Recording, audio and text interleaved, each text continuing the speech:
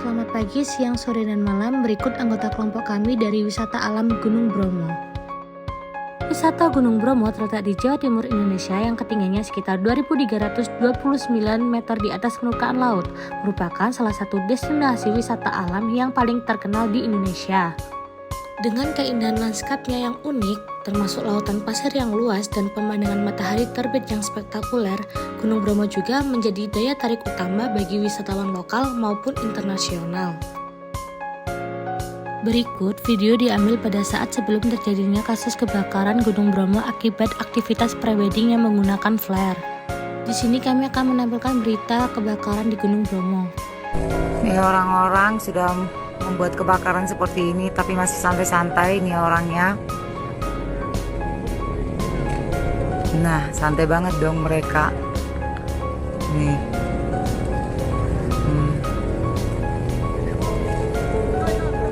Nah, ini. Wah, nggak mau tanggung jawab nih orangnya nih.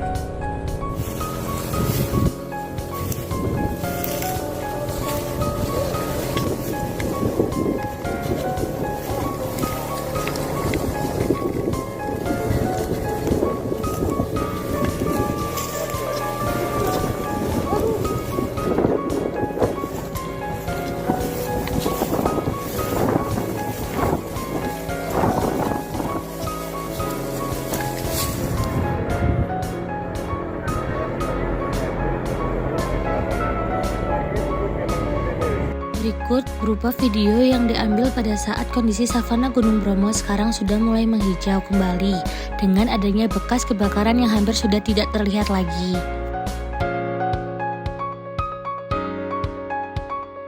Alasan Pura Luhur Poten jadi destinasi yang wajib dikunjungi saat ke Bromo.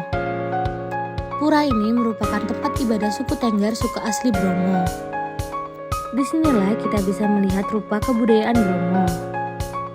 Apalagi pura ini berdiri megah di tengah lautan pasir berbisik. Namun disayangkan wisata dan bahkan masyarakat lokal mungkin kurang memahami dampak aktivitas manusia terhadap lingkungan. Kurangnya edukasi dapat meningkatkan resiko kerusakan ekosistem terhadap sampah atau limbah yang ada di Gunung Bromo. Di Gunung Bromo juga terdapat bunga Edelweiss yang harus dilindungi oleh undang-undang karena termasuk bunga langka. Berikut penjelasan dari bunga Edelweiss kenapa harus dilindungi. Bunga Edelweiss dikenal sebagai bunga abadi. Konon, bunga ini punya khasiat tertentu. Sayang, bunga yang tumbuh di pegunungan ini sudah mulai langka. Bunga ini hanya tumbuh di pegunungan. Edelweiss pertama kali ditemukan oleh Georg Karl Reinward pada tahun 1819 di lereng Gunung Gede. Kemudian, hasil penemuan itu kembali diteliti oleh seorang ahli botani asal Jerman, Karl Heinrich Schultz. Dalam bahasa Jerman, bunga Edelweiss memiliki arti tersendiri, yaitu Edel berarti mulia dan Weiss berarti putih. Bunga Edelweiss memang cantik dan memiliki daya tarik tersendiri bagi para pendaki gunung, khususnya di Indonesia. Yap, bunga ini hanya tumbuh di pegunungan. Beberapa pegunungan di tanah air yang terkenal dengan bunga abadinya adalah Gunung Gede Pangrango, Gunung Rinjani, Gunung Bromo, dan Gunung Merbabu. Bunga Edelweiss punya ciri khas, yaitu kelopak bunga yang berwarna putih dan hanya mekar di April sampai dengan Agustus. Mendapatkan gelar bunga abadi. Berbeda dengan bunga lainnya, Edelweiss tak mudah layu. Di dalam bunga Edelweiss terkandung hormon khusus yang disebut hormon etilen. Hormon ini dapat mencegah terjadinya kerontokan pada kelopak bunga.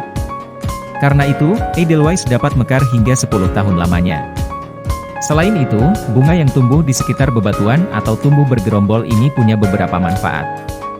Ekstrak dari bunga Edelweiss dapat dijadikan sebagai obat. Di peradaban kuno, bunga ini biasanya digunakan untuk mengatasi berbagai penyakit, seperti diare, disentri, TBC, dan difteri. Ekstrak Edelweiss juga dapat melindungi kesehatan kulit, mencegah penuaan, dan menyembuhkan luka. Menjadi bunga langka yang dilindungi. Walau bunga Edelweiss sudah mulai banyak dibudidayakan, bunga ini tetap menjadi perhatian utama pemerintah dan dilindungi dengan undang-undang. Sebab, bunga ini semakin langka karena ulah para pendaki gunung yang tidak taat terhadap peraturan dan memetik bunga Edelweiss sesuka hati. Bunga Edelweiss menjadi terancam karena julukan bunga abadi. Kini semakin banyak pendaki bandel yang memetik Edelweiss dan membawanya pulang. Yang cukup fenomenal adalah kasus 2 pendaki di Semeru yang akhirnya dihukum oleh pengelola TNBTS atau Taman Nasional Bromo Tengger Semeru. Mereka di blacklist tidak boleh memasuki kawasan TNBTS seumur hidup. Maka dari itu penting bagi kita untuk menjaga kelestarian bunga ini. Berikut 7 spot Bromo yang wajib dikunjungi oleh para wisatawan. Yang pertama Bukit Teletabiis, yang kedua Bukit Cinta, yang ketiga Pasir Babisik, yang keempat Seruni Point, yang kelima Bukit Widodaren, yang keenam Padang Savana, yang ketujuh Kawah Bromo. Di Gunung Bromo juga terdapat tempat wisata baru yaitu Jembatan Kaca Seruni Bromo yang memiliki sepanjang 120 meter dengan lebar 1,8 meter di atas jurang dengan kedalaman 80-100 meter.